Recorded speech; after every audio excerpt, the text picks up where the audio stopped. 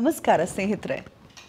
ಮಹಾಮಂಡಲೇಶ್ವರ ಕೈಲಾಸಪುರಿ ಸ್ವಾಮಿಗಳು ಅಘೋರಿಗಳು 1 ವರ್ಷಗಳ ಹಿಂದೆ ಬೆಂಗಳೂರಿನ ವಂಡರ್ಲಾ ಹಿಂಭಾಗವಿರುವಂತಹ ಜಡೇನಹಳ್ಳಿಯ ವರದರಾಜೇಶ್ವರ ಸ್ವಾಮಿ ಸನ್ನಿಧಾನಕ್ಕೆ ಬಂದು ಒಂದು ಘೋಷಣೆಯನ್ನು ಮಾಡ್ತಾರೆ, ಒಂದು ಭವಿಷ್ಯವನ್ನು ನುಡಿತಾರೆ.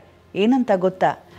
ಈ ಒಂದು ಸುಕ್ಷೇತ್ರ 13ನೇ ಜ್ಯೋತಿರ್ಲಿಂಗವಾಗುತ್ತದೆ ಅಂತ ಹೇಳಿ ಹೋಗಿ ಈಗ 1 ವರ್ಷ ತುಂಬ್ತಾ ಇದೆ. ಅಂದರೆ ಅವರು ಬಂದಿದ್ದು ಕೂಡ ಶಿವರಾತ್ರಿಯಂದು ಮಧ್ಯರಾತ್ರಿ ಈ ಜಾಗಕ್ಕೆ ಬರ್ತಾರೆ. ವರದರಾಜೇಶ್ವರ ಸ್ವಾಮಿಯ ದರ್ಶನವನ್ನು ಪಡೆದು ಬಹಳ ಶಿವನ ಸಾನ್ನಿಧ್ಯವಿರುವಂತಹ ಸುಕ್ಷೇತ್ರವಿದು.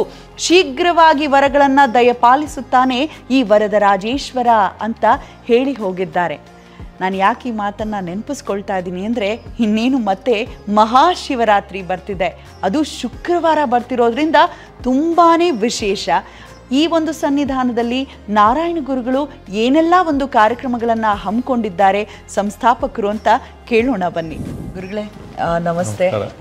ಈ ಬಾರಿಯ ಶಿವರಾತ್ರಿ ಶುಕ್ರವಾರ ಬಂದಿದೆ, ಏನು ವಿಶೇಷ? ಮತ್ತು ವರದರಾಜೇಶ್ವರ ಸ್ವಾಮಿ ಸನ್ನಿಧಾನದಲ್ಲಿ ಏನು ವಿಶೇಷವಾದ ಕಾರ್ಯಕ್ರಮಗಳನ್ನು ಹಮ್ಮಿಕೊಂಡಿದ್ದೀರಾ? ಶಿವರಾತ್ರಿ ಶುಕ್ರವಾರ ಬರೋದೇ ಬಹಳ ವಿಶೇಷ. ಅದು ಪ್ರದೋಷ ದಿನ ಶಿವರಾತ್ರಿ ಬರೋದ್ರಿಂದ ಶುಕ್ರ ಪ್ರದೋಷ ಅಂತ ನಾವು ಇದನ್ನ ಹೇಳ್ತೇವೆ. ಶುಕ್ರ ಪ್ರದೋಷ.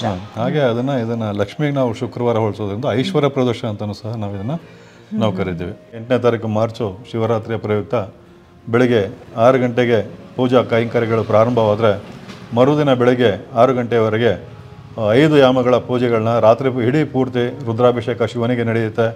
ರುದ್ರವನ್ನು ಯಾರು ಪಾರಾಯಣ ಮಾಡಿಸ್ತಾರೆ ಅಥವಾ ಯಾರು ಬಂದು ರುದ್ರವನ್ನು ಕೇಳ್ತಾರಲ್ಲ ಅವರಿಗೆ ಸಂಕಷ್ಟಗಳ ನಿವಾರಣೆ ಮಾಡುವಂತಹ ಏಕೈಕ ದೈವ ಯಾರ ಇದ್ದರೆ ಶ್ರೀ ವರದರಾಜೇಶ್ವರ. ಅಂದರೆ ಈಶ್ವರನ ಅಂಶ ಇರುವಂತಹ ಈ ದೇವರು ಅನೇಕ ಜನರ ಸಂಕಷ್ಟಗಳನ್ನ ದೂರ ಮಾಡಿರುವಂಥ ಉದಾಹರಣೆಗಳಿದೆ. ಕೆಂಪು ಶಿಲೆಯ ಶಿವಪ್ಪ ಇಲ್ಲಿರೋದ್ರಿಂದ ಬಹಳ ಒಂದು ವಿಶೇಷ ಅಂತ ಗುರುಗಳು ಹೇಳ್ತಿದ್ದಾರೆ. ಇದರಿಂದ ಅರ್ಥ ಆಗಿದ್ದು ಒಂದೇ, ಯಾರೆಲ್ಲರಿಗೂ ಹಣಕಾಸಿನ ತೊಂದರೆ ಇದೆ ಅವರು ಖಂಡಿತವಾಗ್ಲೂ ಇಲ್ಲಿ ಬರ್ಬೋದು, ರುದ್ರಾಭಿಷೇಕ ಮಾಡಬಹುದು. ಹಾಗೆ ಯಾರಿಗೆ ಮದುವೆ ಆಗಿಲ್ಲ ಅವರಿಗೂ ಕೂಡ ಖಂಡಿತವಾಗ್ಲೂ ಇಲ್ಲಿ ಅತಿ ಶೀಘ್ರದಲ್ಲಿ ಕಂಕಣ ಭಾಗ್ಯ ಕೂಡಿ ಬರಲಿದೆ. ಇನ್ನು ವಿಶೇಷವಾದ ಮನೋರಂಜನಾ ಕಾರ್ಯಕ್ರಮವನ್ನು ಕೂಡ ಇಲ್ಲಿ ಆಯೋಜಿಸಲಾಗಿದೆ. ಬೆಳಗ್ಗೆಯಿಂದಲೂ ಬಹಳಷ್ಟು ವಿಶೇಷವಾದ ಕಾರ್ಯಕ್ರಮಗಳು, ಇಲ್ಲಿನ ಸ್ಥಳೀಯರ ಒಂದು ನೃತ್ಯ ತಂಡ ನೃತ್ಯವನ್ನ ಕೂಡ ಮಾಡ್ತಿದ್ದಾರೆ. ಹೌದು, ಬೆಳಗ್ಗೆ 10 ಗಂಟೆಗೆ ಶ್ರೀ ಶ್ರೀ ಹನುಮಂತನಾಥ ಸ್ವಾಮಿಗಳಿಂದ ಅಜಯ್ ವಾರ್ಯ ಸರ್ ಆಡಿರುವಂತಹ ಧ್ವನಿ ಸೂರ್ಯ ಬಿಡುಗಡೆ ಕಾರ್ಯಕ್ರಮ ಇರುತ್ತೆ ಬೆಳಗ್ಗೆ 10 ಗಂಟೆಗೆ. ಸಂಜೆ 5ರಿಂದ 7 ಗಂಟೆ ಟೈಮಲ್ಲಿ ಯೋಗ ತಂಡದವರಿಂದ ಯೋಗಾಭ್ಯಾಸ ಅದರ ಪ್ರದರ್ಶನ ಇರುತ್ತೆ. ಹಾಗೆ ಸಂಜೆ 6 ಗಂಟೆಯಿಂದ 8 ಗಂಟೆಗೆ ಭರತನಾಟ್ಯ ಪ್ರದರ್ಶನ ಇರುತ್ತೆ. ಅದರ ಜೊತೆಗೆ ನಮ್ಮ ದೇಸಿ ಬೀಟ್ಸ್ ದಿವ್ಯಾಲು ದೇಸಿ ಬೀಟ್ಸ್ ತಂಡದ ವತಿಯಿಂದ ವಿಶೇಷವಾದ ಗೀತ ಗಾಯನ ಕಾರ್ಯಕ್ರಮ ಇರುತ್ತೆ. ಆ ಕಾರ್ಯಕ್ರಮದಲ್ಲಿ ನಾಡಿನ ಹೆಸರಾಂತ ಗಾಯಕ ಗಾಯಕಿಯರು ನಮ್ಮ ಜೊತೆ ಪಾಲ್ಗೊಳ್ತಿದ್ದಾರೆ. ಮಿಮಿಕ್ರಿ ಗೋಪಿಯವರು ಕೂಡ ಬರ್ತಿದ್ದಾರೆ ನಗೆ ಚಟಾಕಿಯನ್ನ ಹಾರಿಸ್ಲಿಕ್ಕೆ. ಕಡಬಗೆರೆ ಮುನ್ರಾಜ್ ಅವರು ಬರ್ತಿದ್ದಾರೆ. ಹೆಸರಾಂತ ಗಾಯಕಿ ಮಾನಸ ಹೊಳ್ಳ ಅವರು ಕೂಡ ಧ್ವನಿಯಾಗ್ತಿದ್ದಾರೆ ಆದರ್ಶ್ ಆದಿತ್ಯ ಅವರ ಜೊತೆಗೆ. ಸೊ ನೀವು ಬನ್ನಿ, ಶಿವಪ್ಪನ ಒಂದು ಆರಾಧನೆಯ ಜೊತೆಗೆ ಮನರಂಜನೆ ಕೂಡ ನಾವು ನೀಡಲಿಕ್ಕೆ ಕಾಯ್ತಾ ಇರ್ತೀವಿ. ಈ ಒಂದು ಮಹಾಶಿವರಾತ್ರಿಯ ಒಂದು ಕಾರ್ಯಕ್ರಮವನ್ನು ವಿಜೃಂಭಣೆಯಾಗಿ ಆಚರಿಸೋಣ.